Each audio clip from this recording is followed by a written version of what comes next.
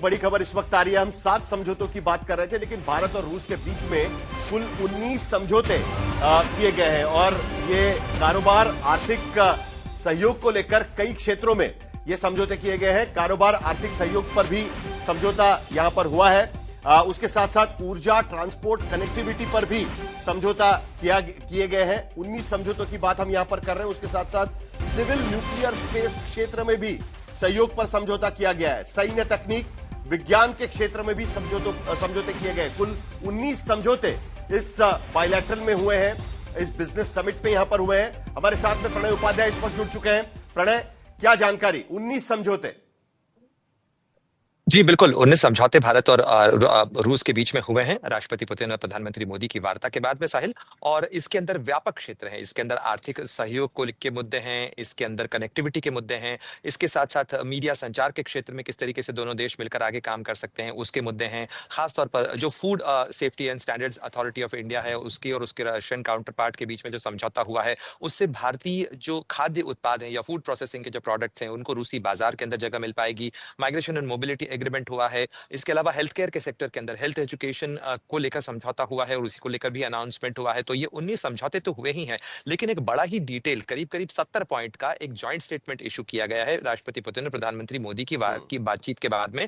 और इस 70 पॉइंट जो जॉइंट स्टेटमेंट है उसके अंदर कई महत्वपूर्ण चीजें हैं, जिसमें न्यूक्लियर टेक्नोलॉजी यानी वीवीआर के जो रिएक्टर्स हैं उसकी तकनीक भारत के साथ साझा करने को तैयार है। साथ ही जो रशियन मिलिट्री इक्विपमेंट है, हार्डवेयर है, उनकी टेक्निक भी भारत को खासतौर पर स्पेयर्स के लिए भारत को ट्रांसफर करने के लिए रूस तैयार है। तो कई महत्वपूर्ण समझौते हैं, कनेक्टिविटी से जुड़े हुए हैं, स्पेस से जुड़े हुए हैं, मिलिट्री रिसर्च एंड डेवलपमेंट से जुड़े हुए हैं, यानी रक्षा उपकरणों के साझा उत्पादन को लेकर मिलकर काम करेंगे। ये तमाम विषय इसके अंदर शामिल है, साहिल। सबसे बड़ी बात इसमें आप कौन सी मानेंगे? क्योंकि ये, जैसे मैंने कहा कि ये सालाना समिट होता है भारत और रशिया के बीच में, लेकिन इस 19 समझौते में और जो 70 पॉइंट्स आप यहां पर बता रहे हैं कि जॉइंट स्टेटमेंट निकाला गया है, सबसे बड़ा मुद्दा कौन सा आप मानते हैं?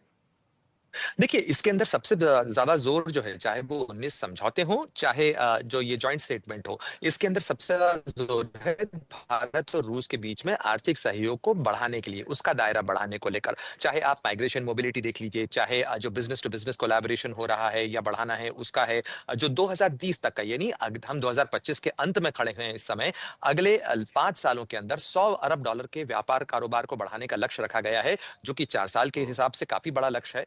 उसको कैसे अचीव किया जाता है, ये बड़ा महत्वपूर्ण चीज है और इसके जो रोड मैप के लिए चीजें इकट्ठी की जा रही हैं। साथ ही इसके अंदर न केवल कुछ तात्कालिक मुद्दे, जैसे भारत में आप अच्छी तरीके से जानते हैं कि भारत में जो कृषि क्षेत्र के अंदर बड़ी समस्या फर्टिलाइजर की सप्लाई को लेकर रही है। फर्टिलाइजर एक संकट भी रहा है, खासतौर पर रेड सी और रशिया यूक्रेन वॉर के बाद में। लेकिन अब उसको रूस कैसे दूर करने में मदद कर सकता है, उसको लेकर समझौता हुआ है। भारत के अंदर उसका उत्पादन करने के लिए रूस मदद करेगा, इसको लेकर भी समझौता हुआ है। ऐसे बहुत सारे व्यापक विषय हैं जो कि कनेक्टिविटी से भी जुड़े हुए हैं, INSTC और NSR से जुड़े हुए।